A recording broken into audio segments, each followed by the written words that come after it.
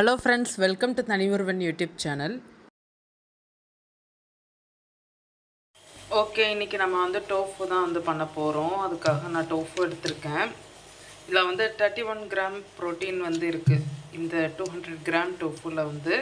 So இதை எப்படி cook பண்ணலான்றதை பார்க்கலாம். ஓகே, நம்ம தண்ணி வந்து நான் பேன்லேயே வந்து வச்சுட்டேன். ஸோ இதில் வந்து கொஞ்சமாக உப்பு போட்டுக்கிடலாம். கொஞ்சமாக உப்பு வந்து போட்டுக்கிறேன். ஏன்னா அந்த டோஃபு வந்து புதுசாக சாப்பிட்றவங்களுக்கு வந்து டேஸ்ட் ஒரு வித்தியாசமாக இருக்கும். அதனால் வந்து நீங்கள் தண்ணி பாயில் பண்ணிட்டு அந்த டோஃபு வந்து கொஞ்சம் நேரம் டிப் பண்ணி வச்சுருந்தீங்கன்னா ஒரு 2 to 3 மினிட்ஸ் வந்து லைட்டாக பாயில் பண்ணுற மாரி வச்சுருந்தீங்கன்னா அந்த டேஸ்ட் வந்து ஒரு டிஃப்ரெண்ட்டாக இருக்கும். அது வந்து கொஞ்சம் இல்லாமல் இருக்கும் நம்ம கிரேவி பண்ணையில். ஸோ நீங்கள் இந்த மாதிரி ட்ரை பண்ணி பாருங்கள். இதை ஆனால் ஒருக்கா தண்ணியில் வாஷ் பண்ணிட்டு அந்த பாயில் ஆகிற வாட்டரில் வந்து ஆட் பண்ணிக்கோங்க. இப்போ இதில் வந்து சேர்க்க போகிறேன். இதில் சேர்த்துட்டு ஒரு 2 to 3 மினிட்ஸ் இல்லை அதிகபட்சம் 4 மினிட்ஸ் வச்சுக்கோங்க. ஏன்னா வந்து அந்த டேஸ்ட்டு கொஞ்சம் டிஃப்ரெண்ட்டாக தெரியும் ஃபஸ்ட்டு சாப்பிட்றவங்களுக்கு. அதுக்கடுத்து ரெகுலராக அந்த டேஸ்ட்டு செட் ஆகிறது வரைக்கும் நீங்கள் இந்த மாதிரி பண்ணும்போது மசாலாவோட மிக்ஸ் பண்ணும்போது டேஸ்ட் இருக்காது. ஆனால் நான் ஃபஸ்ட்டு இந்த மாதிரி ட்ரை பண்ணல, வாஷ் பண்ணிட்டு தான் பண்ணேன். ஆனால் வந்து அந்த டேஸ்ட் வந்து இருந்துச்சு. டோஃபோ வந்து போட்டாச்சு. ஒரு 3 to 4 மினிட்ஸ் கழித்து நம்ம இதை எடுக்கலாம். அதுக்குள்ளே நான் வெங்காயம் தக்காளி எல்லாம் கட் பண்ணிக்கிறேன். கொஞ்சம் அந்த ஹார்டாக இருந்த டோஃபு அந்த ஸ்மெல்லெல்லாம் இருந்தது போயிருக்கும், சாஃப்டாக இருக்கும். ஸோ நம்ம எடுத்து ஆற வச்சுக்கிறலாம். இந்த சோயா பயறு இருக்குது தெரியுங்களா, அதுலேருந்து எடுக்கிறது. ஸோ அது பேர் தான் டோஃபு. நம்ம நார்மலாக பன்னீர் வந்து பசும்பால்லேருந்து எடுப்பாங்க. ஆனால் இந்த டோஃபு வந்து சோயா பயறுலேருந்து பால் எடுத்து அதுலேருந்து இந்த டோஃபு வந்து ப்ரிப்பேர் பண்ணுறாங்க. நமக்கு பேன் ஹீட் ஆக ஆரம்பிச்சிருச்சு. இதில் கொஞ்சமாக நான் எண்ணெய் சேர்த்துக்க போகிறேன். கொஞ்சமாக தான் சேர்த்துக்கிறேன். கொஞ்சம் கடுகு உளுந்து சீரகம் இதெல்லாம் போட்டு தாளிச்சுக்குவோம். கொஞ்சமாக கடுகு உளுந்து சீரகம் போட்டாச்சு, பொரிய ஆரம்பிச்சிருச்சு. இதோட நம்ம வெங்காயம் பூண்டு தக்காளி சேர்த்துக்க போகிறோம். இது பொரிய ஆரம்பித்ததும் நம்ம சேர்த்துக்கலாம். பொரியுது, வெங்காயம் பூண்டு சேர்த்துக்கலாம்.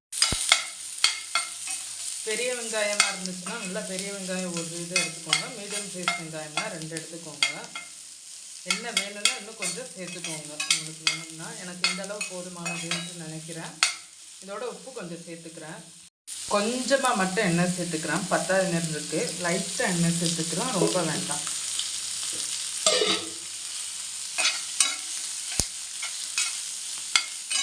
உப்பு போதுமான அளவு சேர்த்துக்கோங்க, ரொம்ப வேண்டாம்.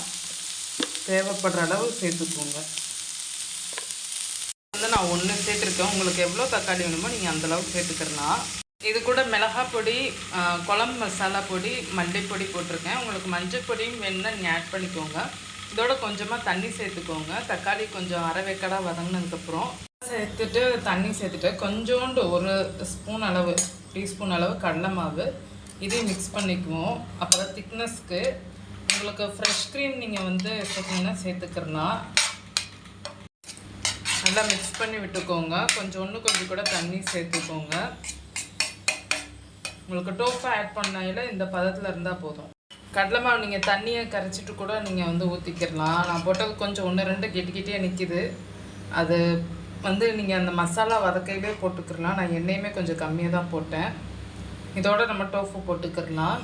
எப்பவுமே அழகாக குட்டி குட்டி பீசஸாக நான் கட் பண்ணி எடுத்து வச்சுருக்கேன். ரொம்ப குட்டியாக கட் பண்ணியிருக்கேன். ஓகே, கொஞ்சம் மசாலா ஸ்மெல்லாம் போனதும் நம்ம வந்து இப்போ டோஃபு வந்து ஆட் பண்ண போகிறோம். டோஃபு ஆட் பண்ணி ஒரு 5 மினிட்ஸ் சிம்மில் வச்சுக்க வேண்டியதுதான்.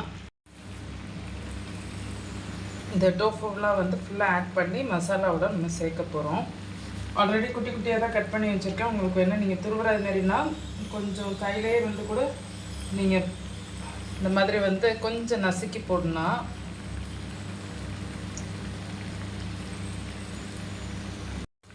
ஸோ நல்லா மிக்ஸ் பண்ணிக்கலாம் உங்களுக்கு கிரேவியோட.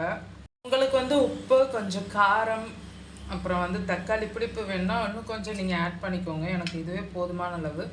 ஸோ நான் கம்மியாக தான் வந்து ஆட் பண்ணியிருக்கேன் எல்லாமே.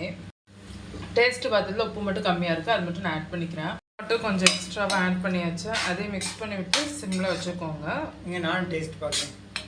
சூடாக இருக்குது, நாக்கு வெந்து போயிடும்.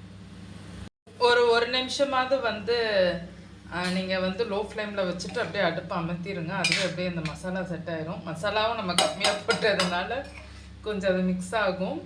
நீங்கள் வேணால் இன்னும் கொஞ்சம் உங்களுக்கு அந்த கலருக்கு இதுக்கெல்லாம் சேர்க்கணுன்னா நீங்கள் மசாலாலாம் இன்னும் கொஞ்சம் ஆட் பண்ணிக்கிறலாம். டேஸ்ட்டுக்கு மல்லி இலை இருந்ததுன்னா நீங்கள் தூவிடுங்க. என்கிட்ட இல்லை, ஸோ நான் அதனால் இப்படி தான் வச்சுருக்கேன். அதுக்கடுத்து வந்து கசூரி மேத்தி அது இருந்தாலும் அதை வந்து தூவிடுங்க. அதாங்க ரெடி ஆயிடுச்சு. இதோட நான் அடுப்பு ஆஃப் பண்ணிட்டு போகிறேன். இந்த காஷ்மீரி ரெட் சில்லி மெத்தட்லாம் நான் வந்து கலருக்கு ஆட் பண்ணல. நார்மல் சில்லி பவுடர் தான் லைட்டாக ஆட் பண்ணேன். அதுவே வந்து மசாலாவில் வந்து குழம்பு மிளகாய் பொடி, அது ஆக்சுவலி மிளகாய் பொடி தனி, குழம்பு மசாலா பொடி இருக்கு இல்லையா, அதை ஆட் பண்ணதுனால எனக்கு காரம் நார்மலாகவே இந்த கிரேவியில் வந்து இருக்குது. நான் அதனால் வந்து இதுக்கு மேலே நான் எதுவும் காரத்துக்காக நான் ஆட் பண்ண வேண்டியது இல்லை. நீங்கள் ட்ரை பண்ணும்போது காரம் இன்னும் கொஞ்சம் ஹெவியாக சாப்பிட்டீங்கன்னா நீங்கள் உங்களுக்கு தகுந்த மாதிரி சேர்த்துக்கோங்க. உப்பு மட்டும் நான் கொஞ்சம் எக்ஸ்ட்ரா போட்டுக்கிட்டேன். அவ்வளோதாங்க, ரெடி ஆயிடுச்சு நம்ம டோஃபு ரெசிபி. இதை வந்து நீங்கள் வீட்டில் ட்ரை பண்ணி பாருங்கள். உப்பு காரம் புளிப்பு மட்டும் உங்களுக்கு தேவையான அளவு இன்னும் கொஞ்சம் சேர்த்துக்கோங்க.